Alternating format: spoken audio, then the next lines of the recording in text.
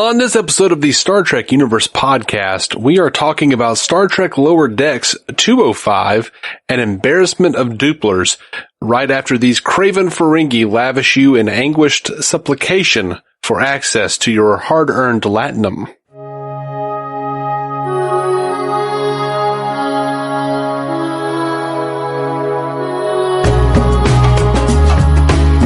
Welcome to the Star Trek Universe podcast, the podcast where you get to listen in on the continuing Star Trek conversation that two lifelong friends have been having since they were 6 years old. My name's Matthew Carroll. I'm David C. Robertson. Well, what's happening, Dave? How you doing tonight? I don't have an answer. My mom always said when there's nothing good to say.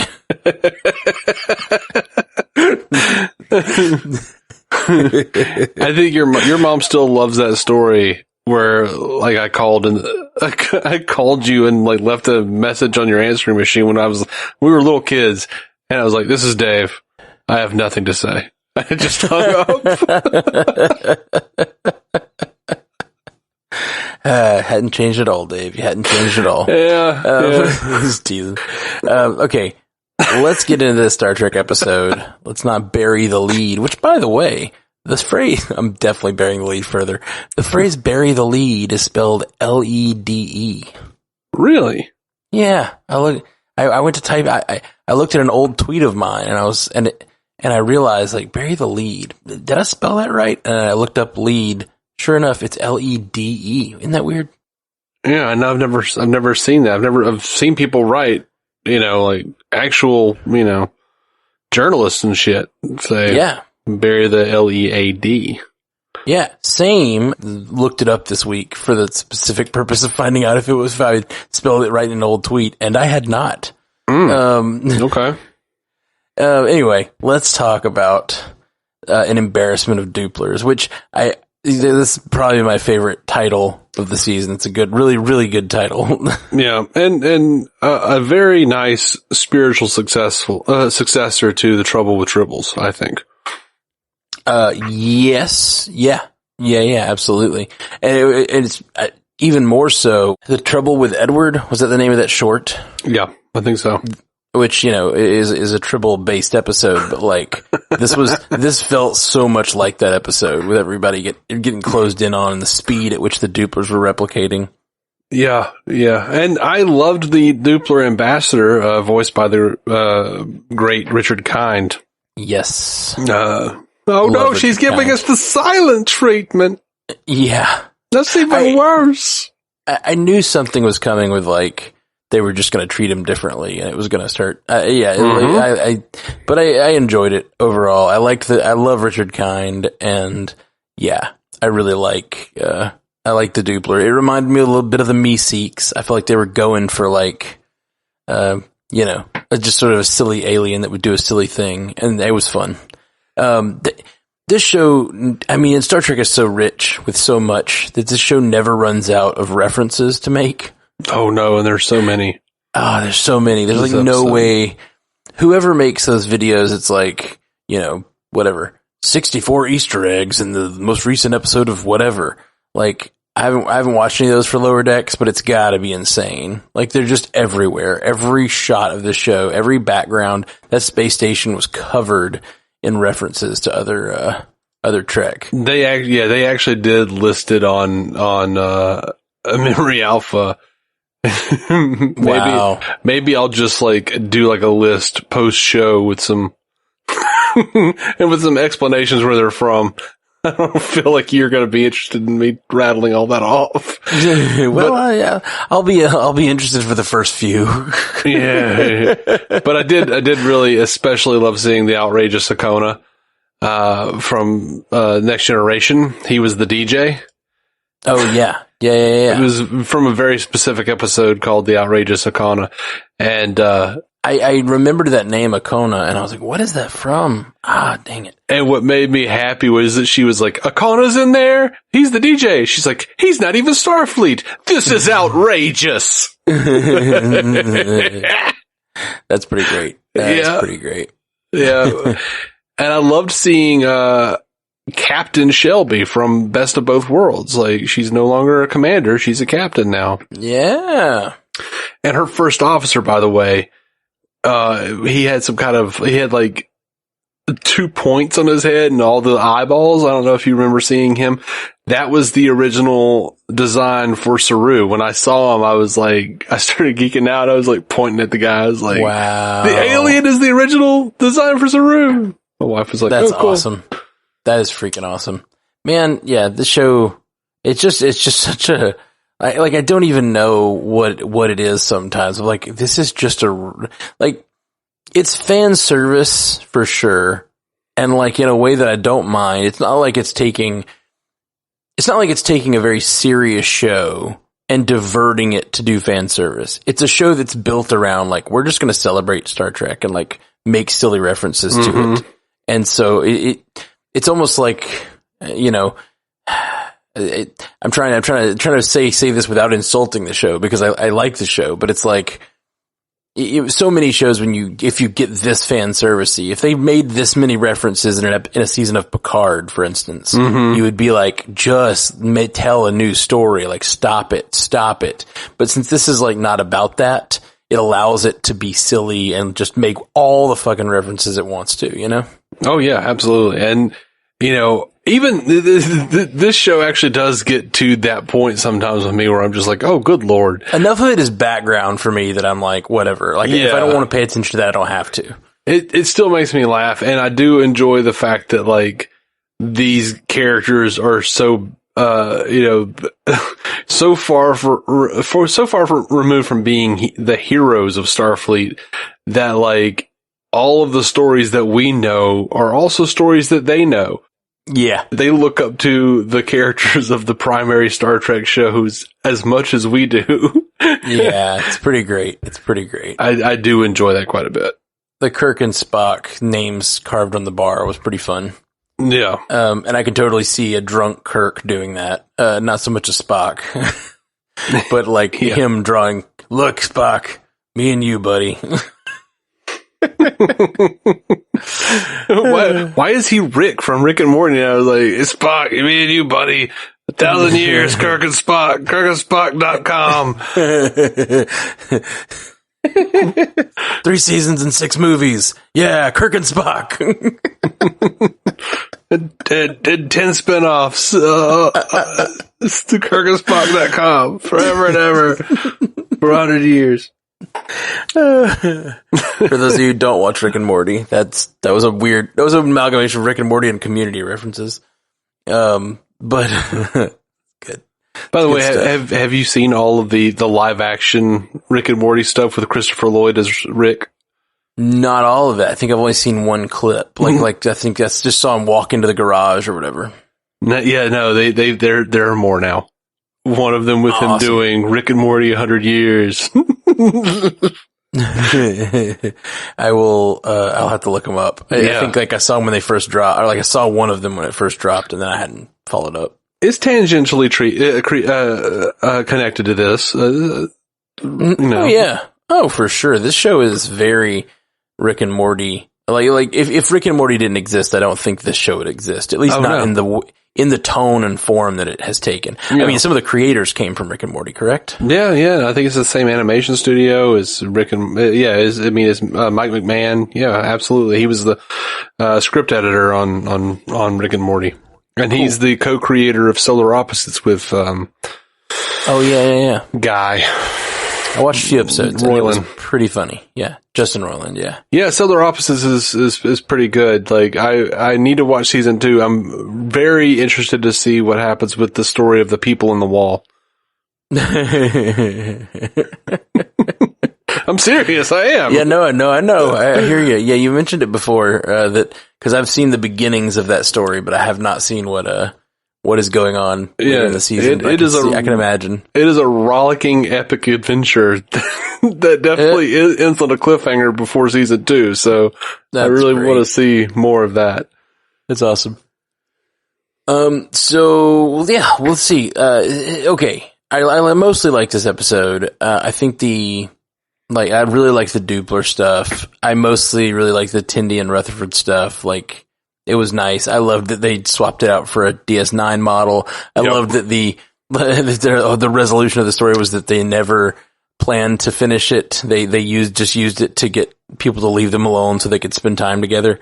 That's just a nice friendship moment. And the getting into the party, I liked all the party stuff. I liked all the space station stuff. The one thing that I don't like, and like this show, I feel like this show's mostly walked the line with this stuff for the most part. Mm-hmm. But like, okay, when Rick and Morty does like a humor thing where they're in a chase or in a whatever battle and stuff, and things are just getting destroyed left and right. Yeah. It makes sense. The part of the joke is that Rick doesn't care about anything or anyone, you know? Mm-hmm. And we as the audience kind of get to revel in the fact that everything's just getting destroyed. The chase scene, like with Boimler and Mariner, I was just like, they're legitimately like running over other species and like destroyed that like tank of the fish people that said we're not people. It's fine and fun. I just kind of felt like, especially Boimler. I don't know, Boimler and Mariner. Like Mariner's all about helping people and not letting Starfleet be the big assholes that run around the galaxy hurting people, right? Yeah. Like that's her whole thing. And so for her to like kind of not like stop acknowledging that just to get away from getting in trouble, it felt very not Starfleet and kind of not them really. Like I felt like that was kind of I don't know. It felt weird. It didn't feel like fitting to the characters. And I know it's a silly show, but and I won't go crazy on it. I just thought that part bothered me. Yeah, it didn't bother me because, you know, she did point out that, you know, they were totally corrupt and they would wind up in a penal colony. So yeah, they gotta get away. They gotta get away on this. Yeah, but you could also just like call your mom or call the ship. And I'm like, you're doing a bad thing. It just felt more like they're doing a thing that's going to get them in trouble. And now they're running away. Like I know they threw in that line about them being corrupt, but like, yeah, I don't know. I didn't buy it. It felt a little too whatever. I don't know. It felt a little too, and even if you do make that chase scene happen, you can have them intentionally dodging the people that like. Well, she only like ran into the fish tank guy. Like, yeah. She was actively dodging everybody else. It just felt a little disaster chase scene, movie scene. I don't know. You know what I almost thought they were referencing is the Blues Brothers, like the chase scene through the mall. Yeah, almost. I could totally see it. Like, I feel like they could have thrown a few extra references in there and it would have fit really well. Yeah, there was one point where like one of the security carts like flipped over and I was certain, like I was listening for it and they didn't do it. I was certain they were going to go, they broke my watch. Oh yeah. That was just a running gag throughout the Blues Brothers. They broke my communicator. Yeah. Just giving like a similar voice. I did love some of the stuff in there though. I love the guy who's like, this is how I die. And the cars come at him. Yes. And then all the wrecks happen around him and he goes, I'm still alive. Yeah, he actually goes, aw, I'm still alive. That was Paul Scheer, by the way. Oh, fun. No, I missed it. Yeah, I keep catching his voices all over this show. Yes, it is. It absolutely is. Which, yeah, I keep catching it, but I keep forgetting to mention. But I did not catch it there. That's fun. That groundskeeper was by far my favorite thing in the episode. Mine was, are you sure none of these are lures? A couple of them might be lures. Oh, no. See, I actually snorted when they crashed in the pond and all the data started floating. Yeah. And then they got out of the bubble bathed lake and they were like actually washed. They had soap all over them. Yes. Yeah. That was super fun. That was fun. Yeah. The datas and lore thing was killing me. The data bubble bath killed me. I loved the Bolian barbers. I keep loving the idea that it was a joke from, there were two Bolian barbers on Next Generation And of course, the joke is that the Bullions are bald. Like, why are they barbers? I just love this idea that there's like, it just continues to be like these franchises of Bullion barbers everywhere. Like, where did you guys develop the skill set? Why do you have an acumen for that? Given your planet. Also, we get our second confirmation that Quarks is a franchise. Oh yeah. So this one they actually say they have a Quarks. Yeah. Which my favorite bit of that was that used to be an empty lot where young people used to get in trouble or whatever. that was funny to me. It's weird that the space station would have that. Yeah. Oh, this was a fantastic reference to Wrath of Khan. Malvis complains that she left him on SETI Alpha 4, which is worse than SETI Alpha 5. And then she says, I'm sorry I left you on SETI Alpha. I really thought there was life there. It was really good. That was really good. Oh, man. Another line I really liked. Your paw is weak. just because it was a nice Bajoran reference. Your paw is weak and it's disgusting.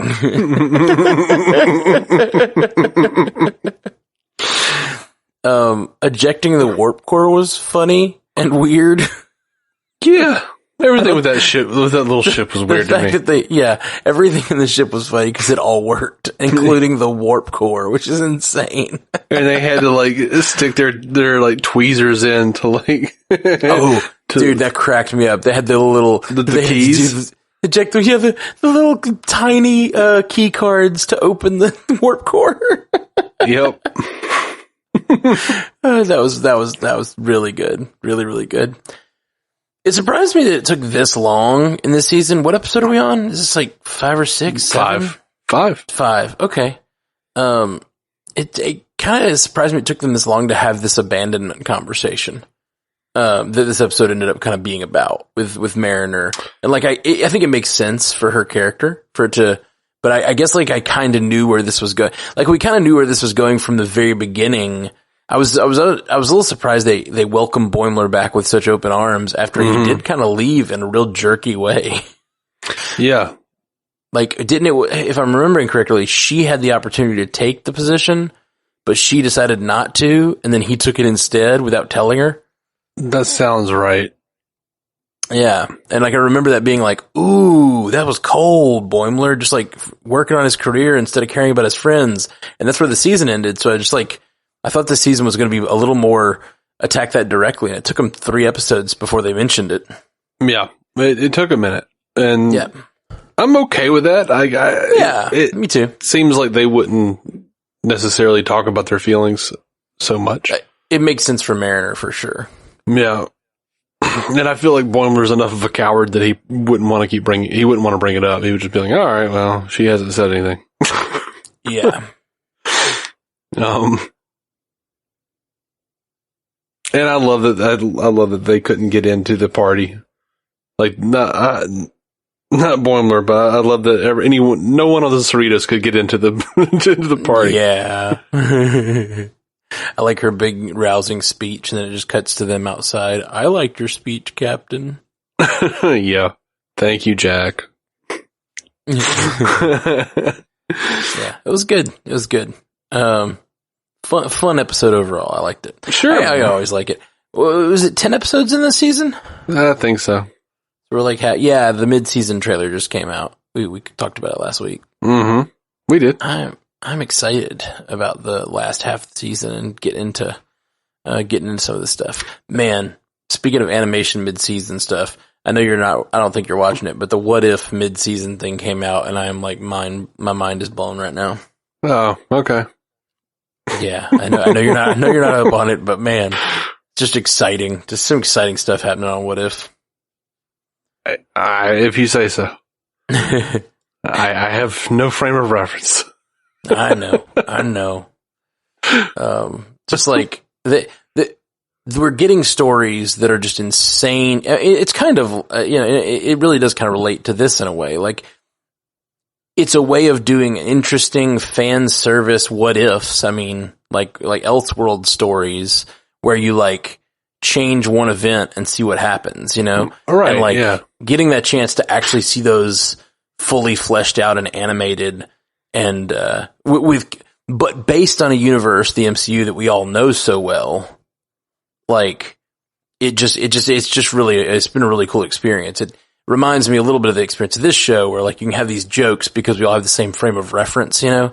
It's like they'll jump into a scene, it's a scene from Age of Ultron, and then someone makes a slightly different decision, and then all of a sudden it shows what happens after that happened, you know? Oh yeah, man. I mean, I used to read the Marvel What If comics, actually. Yeah. So I was a big fan. My favorite was What If Strife and Apocalypse killed the X-Men.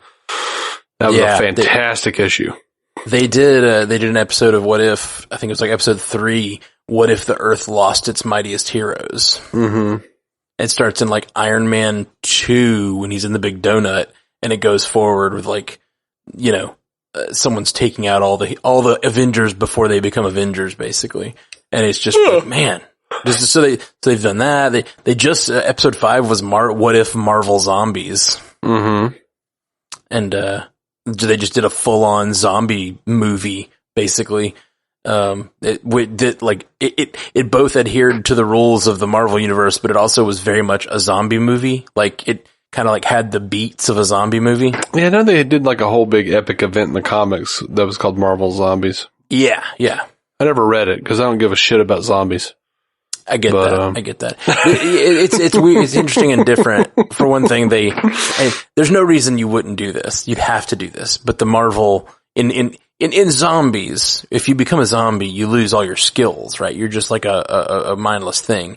In this version of zombies, like they still have their abilities as heroes, you know? Yeah. So like, you know, so it's like a flying falcon zombie and like a zombie Cap throwing his shield around and stuff. It's cool though. I really enjoyed just like it's almost like it's them telling their own little universe is sure just self-contained and getting to see them through to the end of at least an end point that they find interesting. And they've already said that season 2, they're planning to continue some of the stories from the season. Mm-hmm. So like get to continue down the road on some of these what if tales. Okay. And I'm super pumped about it.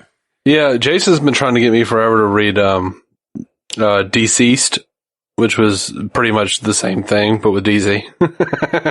Oh, really? They did zombies? Yeah, they did zombies too. Nice. And, I mean, Tom Taylor's writing it. I know Tom Taylor's great. He's a really good writer. I don't care. Yeah, I get it. I want to. No, yeah, man. I hear you. I just like, you know, I love Star Trek is to what taught me to do it. And I just love a continuous universe. Yeah. And now being able to do these sort of tales that have all the weight. It's not like they're resetting each of these stories, but they're like, you know, alternate universes. So we're getting like these stories with all these characters. Yeah, man. And like getting to see what they do. I won't spoil anymore. Sorry. Yeah, don't spoil any. I will watch it. I will get there. I'm just behind on everything. Very excited about this particular thing. and just talking about this kind of animated series that's doing sort of like fan service tales. I'm like, I can't not mention it. Anyway, well, so anything going on with you, Dave? Anything new? Anything we need to discuss in the real world? I don't think so. I don't think I've mentioned it on this show. Maybe I have. But if you like Star Trek fan art, Drawing with Dave over on Instagram. I love it. Yeah, I do some Star Trek and other things. So, go check that out. Always looking for followers. People to follow me off of cliffs and stuff. Looking for some lemmings. Be his lemmings. Yes. If I could change the word to lemmings on Instagram, I would. Oh, right. Like you click on lemmings. Well, yeah, like instead of having followers, I wish I could just change the code to where it says lemmings, but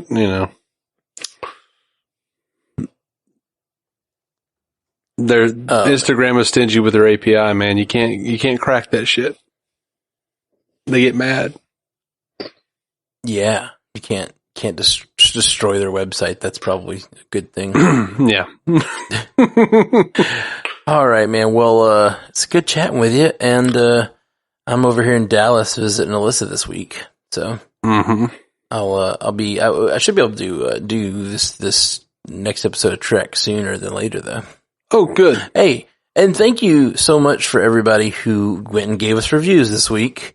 As we mentioned, we're doing the September review drive for Stranded Panda. All our Stranded Panda podcasts, there's 9 of them that you can review this week and get entered in to win your choice of either an Oculus Quest 2 or a Nintendo Switch. So get a video game system, and there's just not that many people doing it. So like your odds are not bad, especially if you go and review all 9, because every one you review is another entry. And all the rules and stuff are at strandedpanda.com/contest. And I put links to every show that literally just clicks you through directly to the iTunes page. So, or the Apple Podcasts page now. So you can like easily go to strandedpanda.com/contest and just click through and review all 9 real easily. Mm-hmm. It's 5-star reviews and you get entered in. So yeah, come on. It's a trap. They're all links to porn. It's a trap. All right. That is a different star universe. It is a different star universe. All right, guys. Well, I guess that's about it for our Star Trek podcast this week. We'll be back. Well, not this week. We'll be back in a couple days with the next Lower Decks. Yep. Cool. All right. Peace. Jolan True. Live long and prosper. Almost missed it. It's been like I've been on it for a year. Almost missed it. And now, more fun with references. Here are some of the fine folks and species we could see on Starbase 25. Abaddon, from the Star Trek Voyager episode Alice. Apollo, from Who Mourns for Adonis, original series. Arex, the Adosian from the animated series. Balok's Puppet, the original series, Corbomite Maneuver. Amelia Earhart, from Voyager the 37s. Ruth Bonaventure, Magda Kovacs, and Eve McHurran, from Mud's Women, on the original series. Dur and Mob, the Capellan Warriors from TOS, Friday's Child. Horda from TOS, The Devil in the Dark. Lokai from TOS, Let That Be Your Last Battlefield. Imres from the animated series. Thadian Okana, as we mentioned before, from TNG's The Outrageous Okona. Ruck the android from TOS, What Are Little Girls Made Of? Shauna and Tamoon and Galt from The Gamesters of Triskelion, original series of course. Shelby from TNG, The Best of Both Worlds. The Andorians, we've seen them all over the place. And Hedians from TNG's Manhunt. The Arcadians, which they were from Star Trek IV. They were first named in the Star Trek IV Sourcebook update. Aurelians, those are the giant bird people that we saw in the aviary. They were from the animated series, specifically the episode Yesteryear. We saw Bajorans, Benzites, Bolians. Here's another sourcebook species that came from Star Trek IV, Bazit Kat. Evora from Star Trek Insurrection. We saw Ferengi, Gorn, humans, Klingons, Lurians, of course, the species that Morn hails from. We saw Assault Vampire from the original series, the Man-Trap, of course. As I mentioned in the episode, Shelby's number 1 was the original Kelpian design. We saw Telosians, who came from, of course, The Cage, the original series. Taurus 2 Anthropods. That was interesting. Galileo 7, the original series. And, of course, Vulcans. Thank you for listening to the Star Trek Universe Podcast, a Stranded Panda production. If you'd like to hear more from David C. Robertson, check out the DC On Screen podcast or maladjusted.tv for his web videos. If you'd like to hear more from Matthew Carroll, check out the Marvel Cinematic Universe podcast or listen to his music. Just search for Matthew Carroll anywhere you get music.